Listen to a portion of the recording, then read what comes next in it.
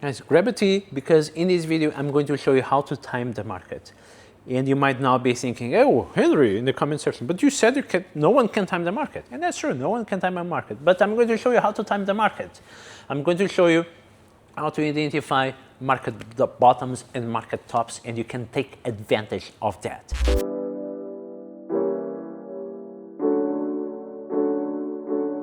And the thing is that, like, most people are way too concerned about exactly timing the bottom and the tops of the market to jump in or not, and they end up being paralyzed because no one can accurately time that, okay? If the market is going up and up and up and up, all I know is that the market is building up risk. And most people actually have the other perception, which is, oh, the market is going up, it must be a good time to invest, I'm going to jump in, is the FOMO talking, fear of missing out. While when the market is going down, people panic sell. Sell, sell, sell. Now that it's getting cheaper, it's when I want to sell. It doesn't make any sense. Imagine you buy a house for $1 million, and tomorrow or a week later, there is a guy that knocks your door and says, hey, I buy your house for $900,000. And you say, no, go away. A week later, after that, someone knocks your door and says, hey, I buy your house for $800,000. And are you going to panic sell your house? No, right? You just continue holding your house. The same way, if the market goes up and down, you should ignore it. Like Warren Buffett said and Benjamin Graham said, Mr. Market is a drunken psycho. And sometimes Mr. Market will come to you, will be panicking and say, oh, I buy your stock that is supposed to be at 5,000, I buy it 3,000. You want to sell it to me?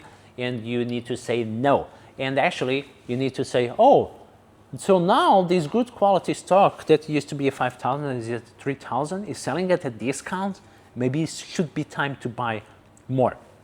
So people really need to understand, when the market is going up is when it's building up risk. When it declines, it's shedding risk, is releasing risk. It's like a cooking pressure that is releasing all the steam.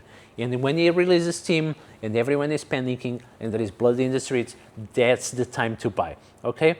So let me jump here on the chart and I'm going to show you what I'm talking about.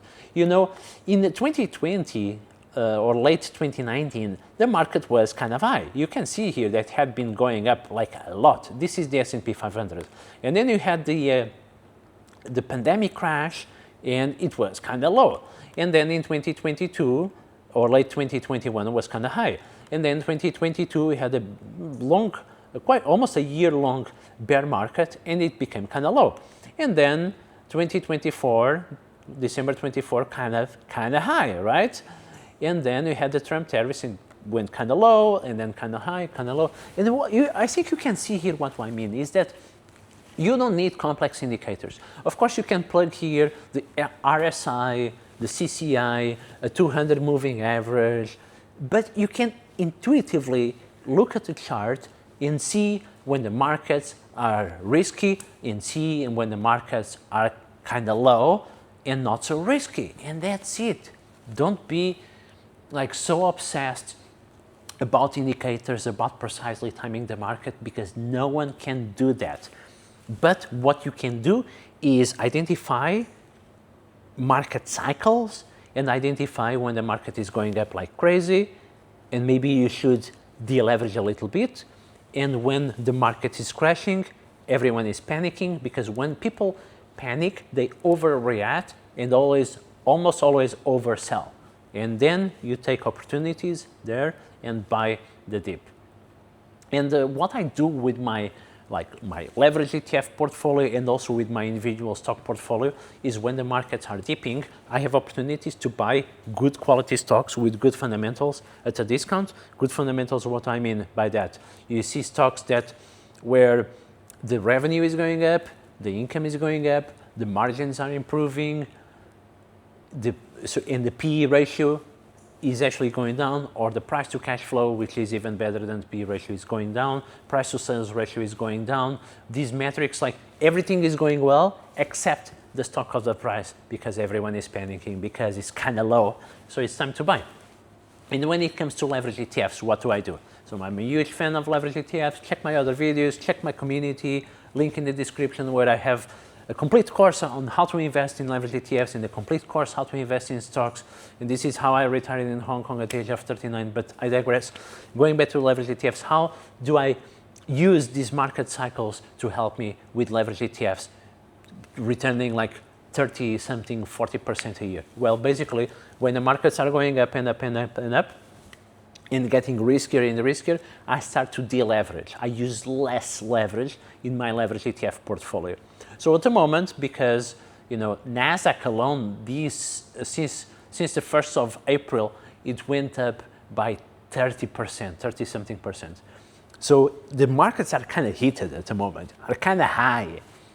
So what I do, I start to sell a little bit of my positions. I put a little bit in cash or in SGOV, the Treasury Bill ETF, or I sell, for example, the TQQQ and I buy QLD, which is 2x leverage, or buy just a QQQ, which is 1x leverage.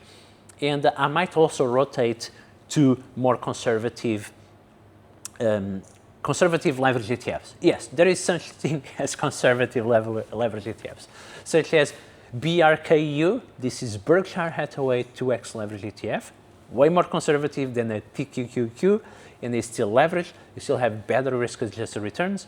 Or I rotate, for example, to URSP. This is a 2x leverage, equally weighted S&P 500 ETF, and it also gives me better risk-adjusted returns and more downside protection. Or even rotate a little bit to TMF, which is a 3x leverage, 20-year plus Treasury bond ETF, can also give you some good protection because it's like a more uncorrelated asset. So when it's going up, I'm deleveraging. I continue fully exposed to the market, but less leverage. And then when the market dips, and for example, I was doing this in 2022, I was doing this in last year, 2025, during the Trump tariffs, I was doing this in March during the Iran conflict. The market dips, I start buy. I start doing this DCA, which is a DCA combined with leverage. And I explain this in my community, of course, in the Henrique Wealth Academy. Check the link in the description. But basically, what I do is when the market is going down, if let's say my overall leverage is 1.5, for example, the market dips 10%, I increase my leverage to 1.7. And then if it dips more, I increase to 1.9 or 2. If it dips more, I increase my leverage even more. And I have a lot of room of maneuver. And this leverage, by the way, is not the dangerous kind of leverage that you have with options or with margin accounts. With leverage ETFs, you cannot be liquidated. There are no margin calls, no all that of that BS. So basically, leverage ETFs give you some safety because you cannot lose more than what you have invested. And the daily rebalancing of leverage ETFs actually is a good thing because as it goes down, it actually can never go to zero because it rebalances daily, precisely. And also, when it goes up, it compounds very fast. The compounding effect of leverage ETFs is really good. This video is not supposed to be about leverage ETFs. You can do this with stocks, okay? You can take advantage of market cycles with stocks too. But let me just share with you here this chart. So this is the S&P 500, right? And let me put the S&P 500 since what? 10 years, okay? You have here 10 years. S&P 500, you could invest with an ETF such as VOO or SPY, which are still very legit ETFs. But look at this. If you use the SSO is 2x leverage, instead of a return of 262%, you had a 787% return. And if you use the UPRO, which is a 3x leverage ETF for the S&P 500, 1,200% return. Not bad at all, right? Not bad at all.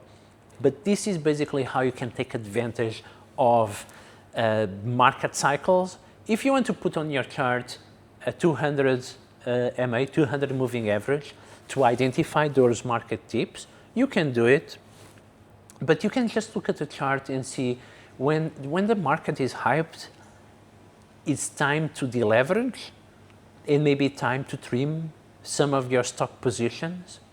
If the company is still a good quality company, just hold it. If the company is degrading a bit their margins and so on, maybe it's time to take some profit. And when the market tips, just buy those good companies and buy those good ETFs. So this is my kind of high, kind of low strategy. Very simple, but it works, okay? Okay, guys, if you enjoyed this, I really share everything, every day, what I do, my stock trade alerts and so on in my Henrique Wealth Academy. And also, if you enjoyed the video, give it a like and subscribe, and let me know in the comment section what's your investment strategy and how do you identify market tops, market dips, and so on. All right, I'll see you in the next video.